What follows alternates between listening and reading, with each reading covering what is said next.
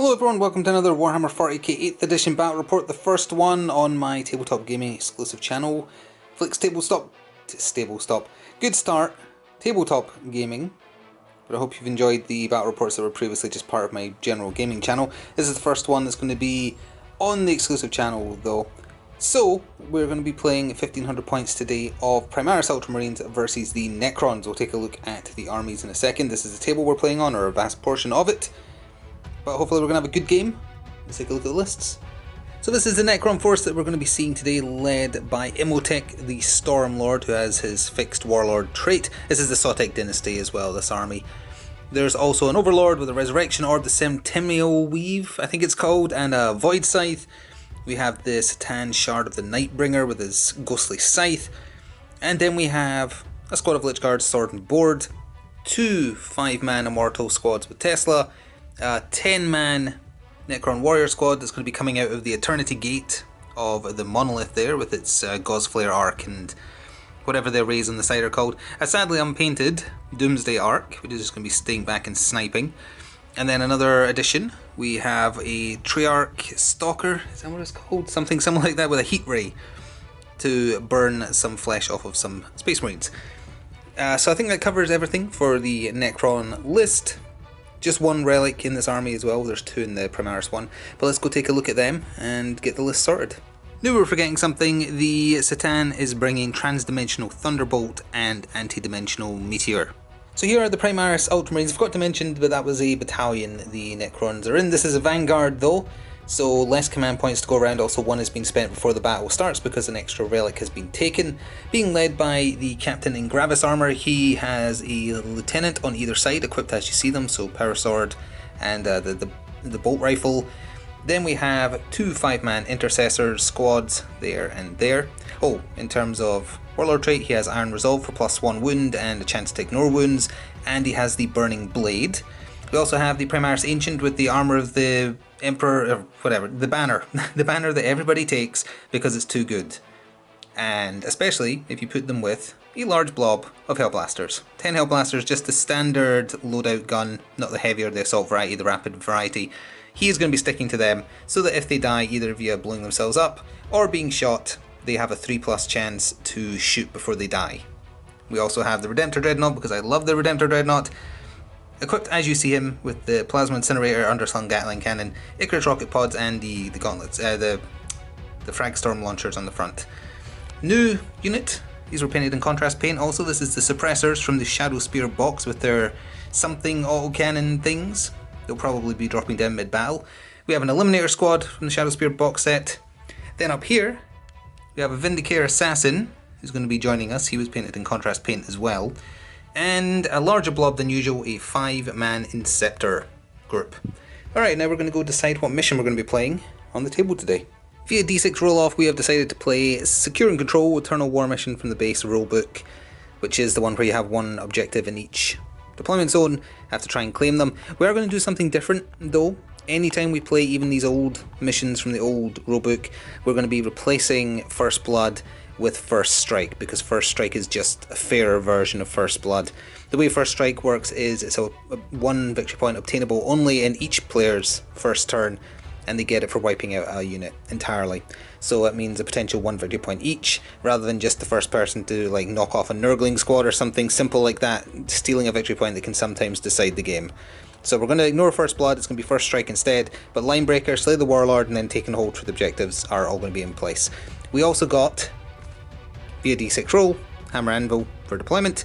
So we're going to get set up, get the objectives set up, and then we'll go over what the table's looking like at the start of the game. So here we are at deployment. This is the Necrons side of the table. Their objective has been set up just inside this ruin here, being guarded by one squad of the Immortals. Imhotep is up here. Then in front we've got the Overlord with the other Immortals, we've got the Lich Guard, we've got the Spider, we've got the Nightbringer there, and the Doomsday Arc right at the back here. In reserves they've got the Monolith, and within the Monolith is the 10-man Warrior Blob. Also, the Necrons will be going second unless they steal initiative. And a bit more spread out, but this is how the Primaris Ultramarines have put themselves. One Intercessor squad right up to the line here, that's what that dice was representing. With the Gravis armor captain and one of the lieutenants behind. We've got one Intercessor squad sitting on the Ultramarines objective, which is on this ruin here. Up here right at the back we've got the Vindicator The Ultramarines picked this side for obvious reason, because it gave the Vindicator basically full line of sight on the map, being so high up. A little bit, I don't know, I was going to say dodgy, but he can deploy anywhere he likes basically. He doesn't need to be in the deployment zone, but that height advantage was just too big a deal to give up. The blob of Hellblasters over here with the other Lieutenant and the Ancient, and then we have the Redemptor over there, and in the Bastion that's just counting as a ruin piece, the Eliminators. In reserve are the Inceptors and the Suppressors. So it will be Ultramarines turn 1, unless the Necrons can seize. They cannot, so it's Ultramarines turn 1.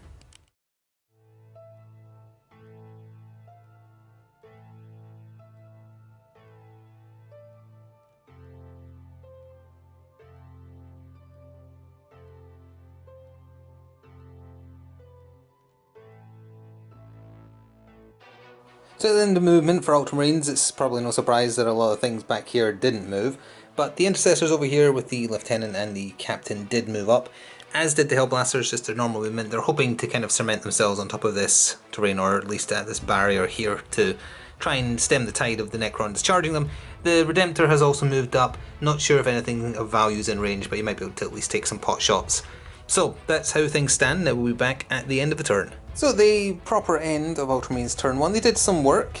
The Intercessors shot to no effect into the Lich Guard, sadly. Everything else over here was out of range, but the Hellblasters that could see shot through the cracks here into the Lich Guard, only managed to kill one of them, sadly. It might get back up at the start of the next phase when reanimation protocols happen. What was more successful though is the Plasma Incinerator and the underslung Gatling Cannon from the Redemptor over yonder shot into these Immortals and managed to take them all out, so they're not going to regenerate, which is a pretty stinging blow early on for one troop to be lost. The only other damage, because the Eliminators were out of range, the other Intercessors are sitting on the objective, the Vindicator, or Vindicator, whichever, Assassin, yeah, Vindicator is the tank. They're too close, they're too similar in name. Shot first at the Overlord, did 3 wounds, which would have left him on 2, but the Septennial Weave gives him an extra one, so that's why he has 3 wounds left. He then used 1 CP to do double kill, which lets him shoot again. He shot at Imhotep the Stormlord, did 3 damage to him in total and put him down to 3 wounds, although he can regenerate D3 at the start of the turn, so that might not have been an effective use of the command points, but we'll see. So 1 squad of infantry was wiped out, 1 Lich Guard is gone, it might get back up. With that, let's move on to Necrons turn 1. And then a movement for Necrons turn 1, the 1 Lich Guard that was down did not get back up, and Imhotep restored 2 wounds with his living metal roll. Other than that, though, the Doomsday Arc has stayed still, obviously, so it can fire at full efficiency. The Stalker, the Nightbringer, the surviving Lich Guard, and the Overlord are all kind of ploughing in this direction, charging towards the Primaris front line. The other Immortals just had to stay still to sit on the objective in there, basically. So, we'll be back with the Psychic and Shooting recap. So at the end of Necrons turn 1, their most effective phase was the Psychic phase. Well, and the start of the shooting, I guess, because that's when you use Imhotep's Call to Storm. In terms of the Psyche phase though, the Stan used the Antimatter Meteor, that is hard to say.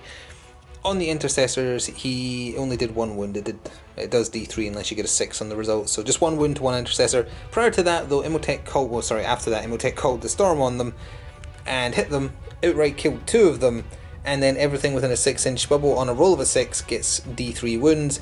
That got a 6, that got a 6. Which is very, very annoying, and also a little unheard of. So the Lieutenant is down to 3 wounds. Because of Iron Resolve, the Captain in Gravis Armor has +1 wound, so he's only down to 5. He can ignore them on 6s, he did not roll 6s. So that's really the only damage they did. Their morale for the Intercessors held, incidentally.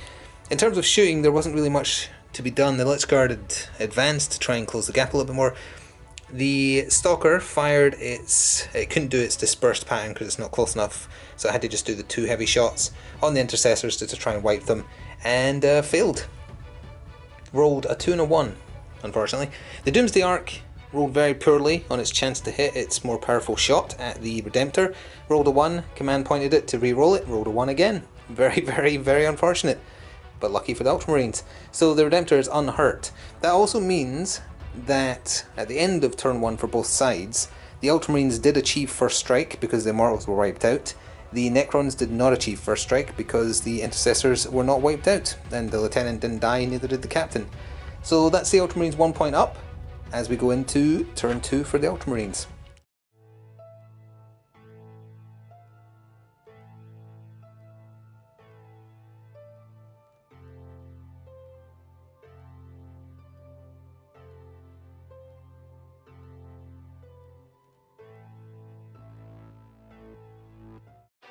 End of movement in turn 2 for the Ultramarines. The Suppressors have dropped down here with their eye on the objective and the Immortals within.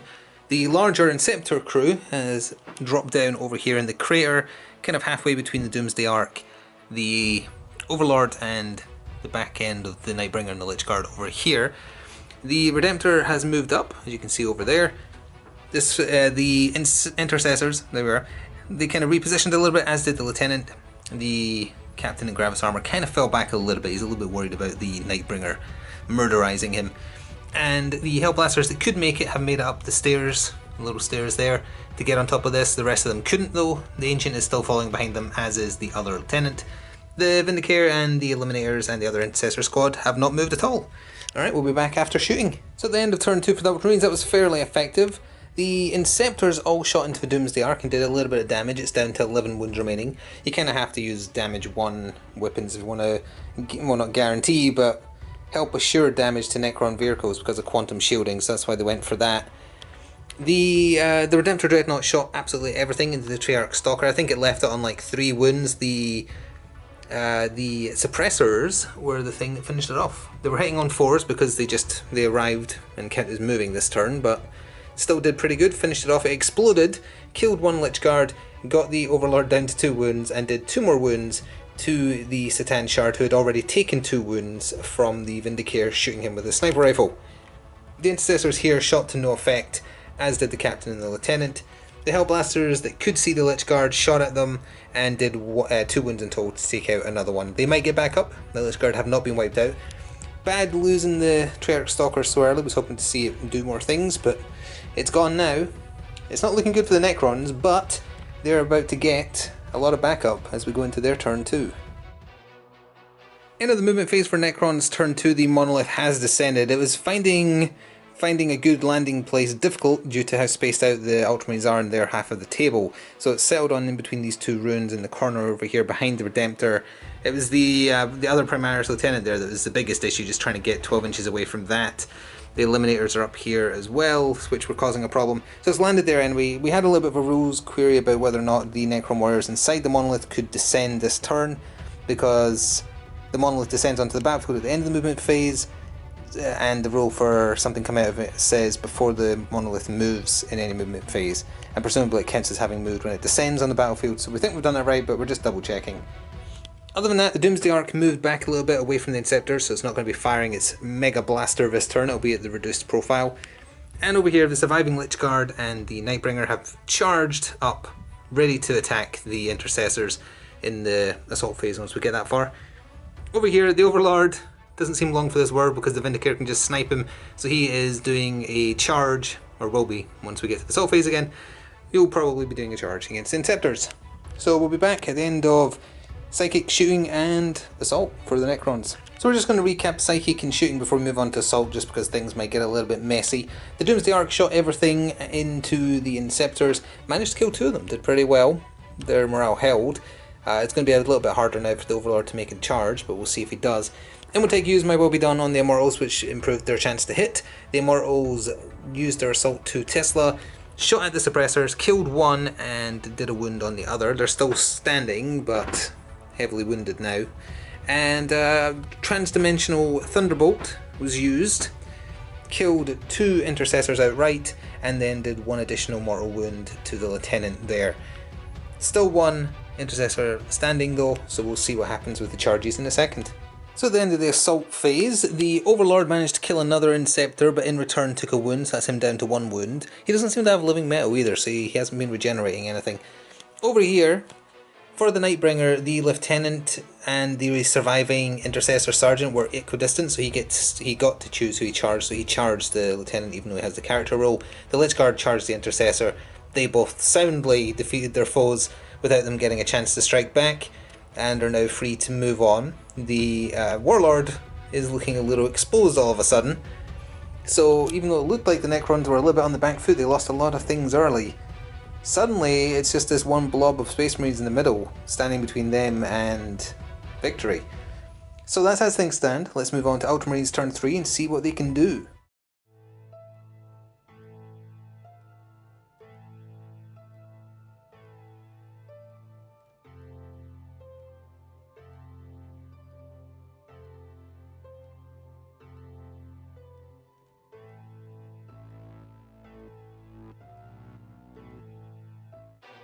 End of turn 3 movement for the Ultramarines. The Redemptor Dreadnought and the surviving suppressors have moved up, looking to attack the other Immortal Squad and Imotech. Over here, the Hellblasters are finally repositioned on top of the platform they wanted to get to. The Lieutenant is meant to be a bit higher up those stairs, but it's too wobbly to let him up there.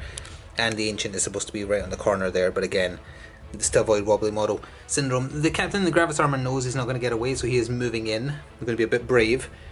And almost certainly going to split the shots from the Hellblasters so that ones can see the monolith here to try and do some damage to it, because otherwise we could be in a spot of bother after this. But anyway, let's go on with the shooting. So before we cover Ultramarines shooting for turn 3, gotta go back in time a little bit and retcon here, because we forgot to fire the monolith at anything. So it fired its particle whip at the Eliminators and shot its God's Flare arcs at the Hellblasters, which would have been more visible before they moved.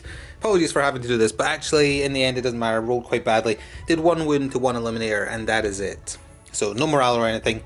Things can carry on as they were, onto the shooting. So now at the proper end of Ultramarines Turn 3 shooting, the Suppressors and the Redemptor shot everything into the Mortals, only killed 2 of them. They were getting a bonus for being in cover to their saves and mitigated some of the armor piercing. 2 of them went down, might get back up. They're still holding the objective as well, and they were taken from the front to make the charge that might or might not happen after this harder to do. Over here, the Vindicator took out the Satan of the Nightbringer. He exploded, did 1 wound, killing the 1 wounded Lichguard, and he also did yet another wound to the Captain in the Gravis armor. The Hellblasters, 4 of them that could see the Lichguard because of the angle, shot at the Lichguard, the rest shot at the monolith. 1 more Lichguard lost a wound, and that is it. And the monolith, it got shot at by the Eliminators as well, but it was only the Hellblasters that did a wound. It's down to 18 remaining, so it took 2. And that's all that remains. The Captain's going to charge, and potentially the Redemptor, we'll see. So after the assault phase for the Ultramarines, the Redemptor opted not to charge. It would have been between a 9 and a 10, call it 9.5. Either way, opted not to, so 2 of those Immortals might get back up. Over here in this combat, the 2 Inceptors were unable to take off the last wound of the Overlord, and he just cut them in half with his Void Scythe with ease because he negated their saves. Over here though, the Captain managed to kill the 1 wound at Lichguard. He then, I think he took 1 wound in return. He's down to 2, I think he had 3 before. So that combat is ongoing. Those 2 Lichguard might get back up. And that's it. We're going to go into turn 3 for the Necrons now. At the end of movement for Necrons Turn 3, the Doomsday Arc has stayed still. 1 Immortal got back up, and they're staying put in the ruins. 1 Lichguard got back up as well, but they're locked in combat. The Overlord over there advanced an entire inch on top of his normal movement, so he hasn't made much effort to get around the corner. Over here though, the Monolith has released the Necron Warrior 10-man squad that was held within it, then hopped over them, because it presumably can do that, it's hovering. So it flew over them 6 inches, kind of blocking line of sight from that angle, but the Necron Warriors are out. It's because they have to be released before the Necron moves, before the Monolith moves. Regardless, was that the word I was looking for? Either way. So the Monolith is here, Necron Warriors semi-trapped behind it, but it can see the Hellblasters now, and it can see the Eliminators, and both can head towards the objective, and that's the important part. At the end of Necron shooting and assault, because there was no new assaults, just the ongoing fight, the Doomsday Arc managed to badly damage the Redemptor Dreadnought, leaving it on 3 wounds, thanks to staying still and shooting at its powered up form. The Immortals took out 1 of the suppressors and put the Sergeant, who's the last one alive, on 1 wound. Didn't charge or anything like that though. In the ongoing combat here, the Lichguard managed to do 1 more wound to the Gravisat armor captain, leaving him on 1. In return, he killed 1 and put 1 on 1 wound with the burning blade. Up here, the Hellblasters have seen some wounds come their way. Also just realised he had a wound on him already, so that wound is actually not applied, and this poor Hellblaster has fallen over, unfortunately. So that was 4 losses, 5 lost in total, not 4. That's a combined fire from 6 of the Necron warriors that could see the Hellblasters, the 4 that couldn't shot at the Lieutenant and didn't hurt him. The Monolith fired its Particle Whip and God's Flare arcs all at the Hellblasters. He did the majority of the work, killed most of them.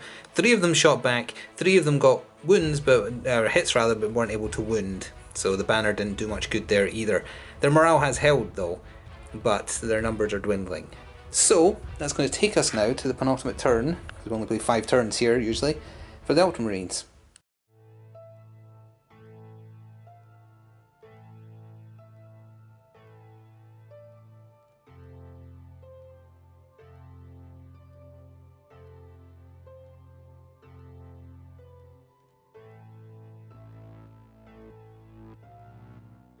So not much movement to get started with turn 4 for the Ultramarines. The Redemptor Dreadnought limped his way forward ever so slightly. The Suppressor stood still, so his ballistic skill will be at 3. Over here, the Lieutenant's kind of moving in to back up the Captain and Gravis armor. The Hellblasters and the Ancient have kind of repositioned to face down the Monolith. Let's get on with the shooting. So at the end of the shooting for the Ultramarines turn 4, the Hellblasters overcharged, none of them suicided by doing so, thankfully. Shot into the Monolith, did a lot of damage. The Intercessors actually got 1 wound through to the Monolith as well. The Eliminators didn't, but the Monolith is down to 7 wounds remaining, which is pretty good. The Vindicator tried to take out Imhotep, who has been restored to full wounds because he's been getting D3 back a turn. So he's back to full health. He wasn't able to get a wound through this time.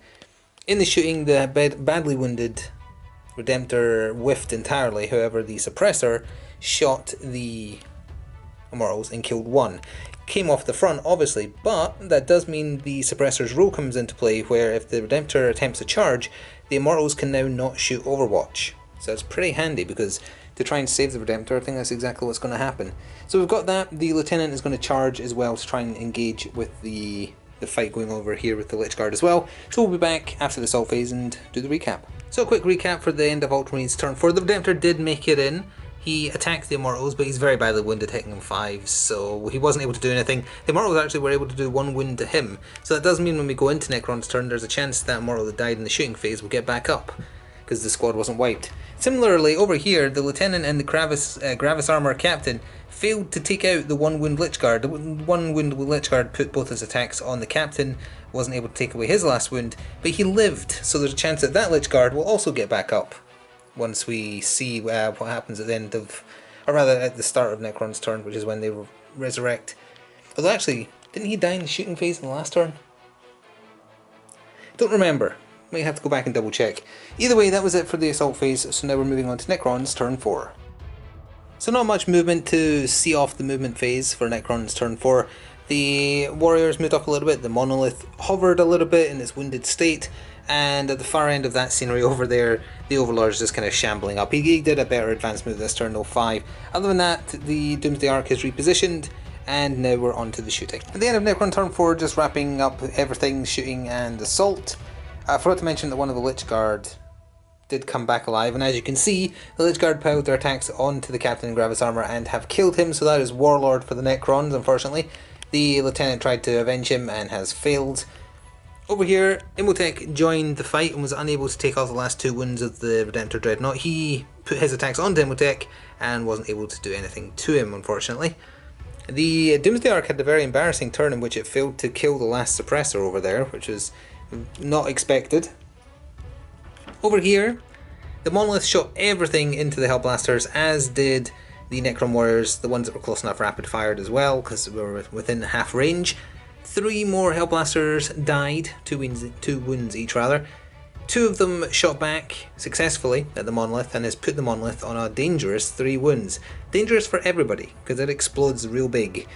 Anyway, we're going into the last turn now for the Ultramarines.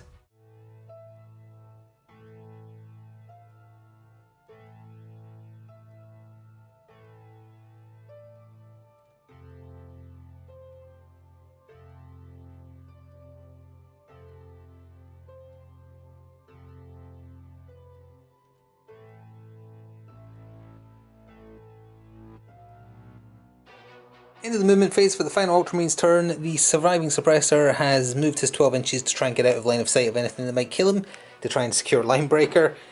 Other than that, the lieutenant over there that was fighting the Lich Guard used the Ultramarines tactic of falling back, and he's still able to fire, although at a -1, hopefully to get some assistance in taking out the Lich Guard. Over here the Hellblasters basically stayed still, the Intercessors kind of shuffled a little bit, but other than that they're hoping to be able to take out those last 3 wounds on the monolith. Let's skip ahead to the end of the shooting and see what happened. End of the final turn for the Ultramarines. In the assault phase, I know we're going to jump between shooting and assault, but just because we're over here, the Redemptor Dreadnought tried to take out Imhotep and failed. Got him down to 2 wounds, which he's going to regenerate D3 of at the start of his turn, so he's not going down for the end of the match. Didn't manage to die in return, but they kind of don't want to hit him anyway, because then there's a chance he'll explode for D3 wounds, so probably the best result, honestly. Over here, one Lich Guard died to the Vindicator Sniper shooting him, but the other one, only the Lieutenant shot at him, sadly, because everything else had to be used to take out the monolith, which did not explode. But the Hellblasters, one of them killed themselves, overcharging, but was able to shoot again from dying. The Eliminators shot at it. The Hellblasters did most of the wounds, they left it on 1, so the Intercessors had to rapid fire into it, and thankfully one plinked through, took out the monolith. The Warriors are obviously still there, so they're getting Linebreaker if nothing else does. Although there is still the Overlord hiding down here that's probably just going to try and get it too. So that's it, that's all the Ultramarines can do. Now it's on to the Necrons' final turn. So we're kind of skipping to the end of Necrons turn 5 here because there's only 2 things that would make a difference to the final score. So we covered those. Well, before realising that, we just quickly shot the Doomsday Ark at the suppressor, killed the suppressor. The thing that mattered though is the Redemptor Dreadnought, if he'd lived to the end of the turn, he could technically have done enough damage to the 3 Immortals to kill them, making both, well, no infantry holding the objective, so it would be contested. The Immortals rolled their attacks, they actually managed to do the 2 wounds required, the Redemptor did not blow up. Over here, the Necron Warriors are getting Linebreaker, obviously there's no way they're getting wiped out because there's no other turn. Lich Guard, it wouldn't have mattered whether they took out the Lieutenant or not. All that mattered was the 20 rapid fire shots from the Warriors into these Intercessors to see if they could knock them off the objective so it isn't claimed. They did literally 0 wounds, so the Ultramarines are holding that, and that takes us to the end game, so we'll be back with the final recap. So that was an interesting one, I hope you enjoyed watching. As things stand at the end of the game, the Ultramarines got first strike for 1 victory point, they still claimed their objective for taking hold, which gives them 3 more victory points for a total of 4. The Necrons slayed the Warlord, they have their objective claimed for 3, and they got Linebreaker for 1, so 4 plays 5 as the final scores, in terms of the final scores rather, go, so it's a Necron victory very, very narrowly. It would have been a little bit different if the Redemptor had been able to claim the other objective by clearing off the Immortals. The Lich Guard managing to kill the Warlord is what stopped it being a draw in terms of like small things that made a difference. They just refused to die to a man, and one of them just kept on regenerating 2 turns in a row of it going down. That's what kept things going. So yeah, it's a Necron victory, a narrow victory, but still a victory. So we're going to end this one here. I think the Necron list is going to stay on for another match though, against a different army, we'll see. Thank you for watching, please do show your support and subscribe if you want to see more in the future. Thank you for watching though, getting this new channel off the ground. Please show your support, and I'll see you next time. Ta-ta for now.